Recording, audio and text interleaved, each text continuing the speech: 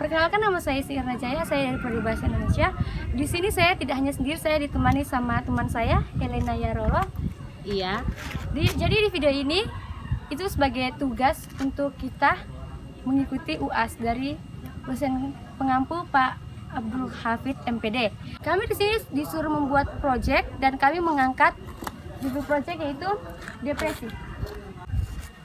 Oke, ngomong-ngomong tentang depresi, pasti di sini kita semua tahu apa sih itu depresi. Soalnya depresi ini kayak sudah banyak begitu dibahas dan pasti semua orang tahu tentunya.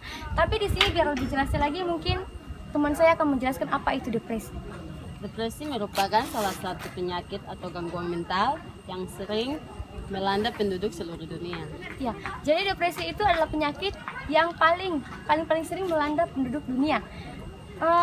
Depresi itu dapat dilihat dari ciri-cirinya ya kak? Iya. Menurut kakak ciri-cirinya apa saja sih? Coba tolong dibacakan atau dijelaskan. Selalu dibentai, merasa bersalah, merasa putus asa, rendah diri, dan tidak berharga. Yang ada juga selalu merasa cemas dan khawatir yang berlebihan, suasana hati yang buruk atau sedih secara berkelanjutan, mudah marah atau sensitif secara mudah menangis. Oke, jadi itu dia ciri-ciri dari depresi. Oke, selain ciri-ciri depresi, di sini saya juga akan membahas tentang penyebab depresi. Ada beberapa penyebab depresi. Yang pertama yaitu genetik atau keturunan, tapi ini tidak mutlak. Dan yang kedua, perubahan hormon yang kerap ditemui pada masa menopause, kehamilan, dan PMS. Yang ketiga, penyakit tertentu seperti kecemasan, sakit berkepanjangan, penyakit jantung, dan bipolar. Yang ketiga, yang keempat, penggunaan alkohol atau obat-obatan terlarang bisa menjadi sebab atau akibat dari depresi. Yang kelima, peristiwa kehidupan yang penuh stres seperti perceraian, kematian, PHK, kebangkrutan finansial, dan lain-lain. Nah, itu bagian dari penyebab depresi. Di sini juga kami membagi karena penyebab depresi pada pria dan wanita itu berbeda. Di sini teman saya akan menjelaskan penyebab depresi pada pria. Penggunaan obat-obatan terlarang, kekerasan seksual pada masa kecil, secara depresi sebelumnya, stres akibat peristiwa tertentu, terutama yang berkaitan dengan pekerjaan keluarga, finansial, dan hukum, kegagalan mencapai target, rendahnya rasa percaya diri. Jadi itu tadi bagian-bagian penyebab depresi pada pria. Sekarang saya akan membacakan penyebab depresi pada wanita. Yang pertama, faktor biologis. Yang kedua, ekspektasi sosial. Yang ketiga, pengalaman hidup yang berbeda-beda. Setelah itu sini kami akan menjelaskan tentang gejala depresi pada pria yang akan dibacakan oleh teman saya, Helena Yarolo. Dorongan, serangan panik, kecemasan akut, kenaikan berat badan, perasaan ngantuk yang berlebihan. Oke, selain itu, di sini saya juga akan membahas tentang efek samping dari depresi. Yang pertama, efek samping dari depresi, 1. Mempengaruhi pola makan dan tidur. Depresi klinis yang dikenal juga sebagai depresi berat adalah penyakit yang melibatkan tubuh, suasana hati, dan pikiran. Yang kedua, kondisi fisik menurunkan dan tidak terawat. Ini adalah efek-efek samping dari depresi ya. Yang kedua itu kondisi fisik menurun dan tidak terawat.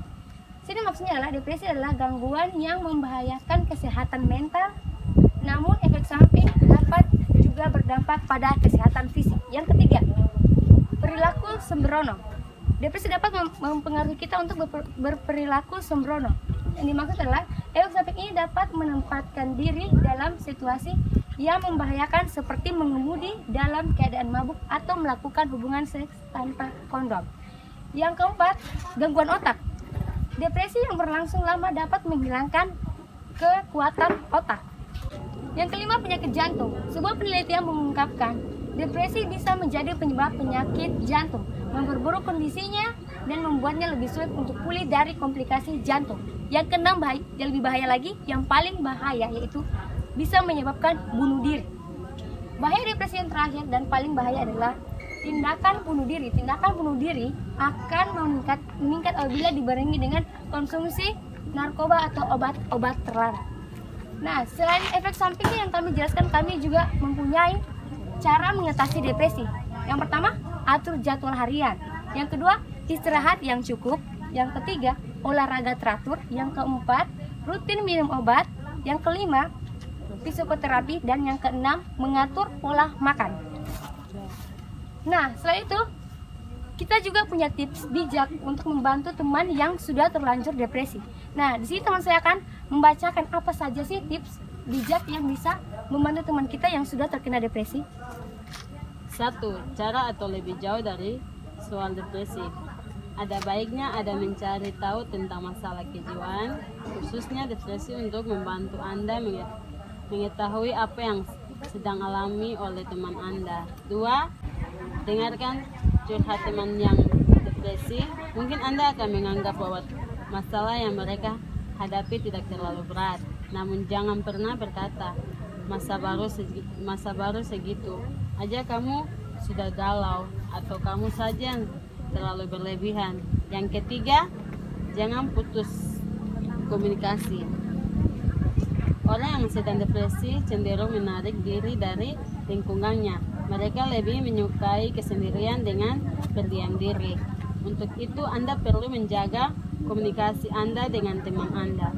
Yang keempat, ajak teman untuk mencari pertolongan. Bukanlah hal mudah yang mengajak yang sedang mengalami depresi untuk mencari pertolongan.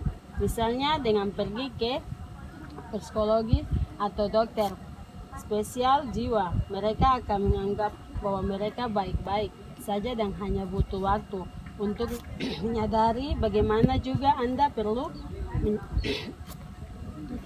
menyakitkan mereka untuk tidak ada salahnya untuk berkomunikasi. Nah, di sini kami mengutip beberapa motivasi buat kalian yang depresi atau merasakan gejala depresi. Selalu ada harapan, bahkan bagi seseorang yang dilanda depresi. Masih ada harapan, bahkan walau otakmu memberitahumu tidak ada lagi. Yang kedua, saya mengutip lagi motivasi, yaitu hidup tidak akan mengalahkanmu. Terkadang hidup akan membuatmu terpuruk, namun cepat atau lambat kamu akan sadar bahwa kamu tidak hanya akan mampu bertahan dan lebih kuat dari yang kamu bayangkan. Yang ketiga, tidak ada yang mustahil, bahkan dulu kamu bisa melewatinya. Pada hari-hari yang sangat sulit ketika kamu merasa tidak akan mungkin bertahan, saya ingin mengingatkan bahwa selama itu pula kamu telah berhasil melewatinya.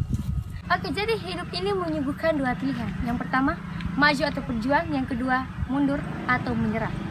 Untuk mundur, kamu harus memiliki beberapa alasan. Sedangkan untuk maju, kamu hanya harus memiliki satu hal, yaitu tekad.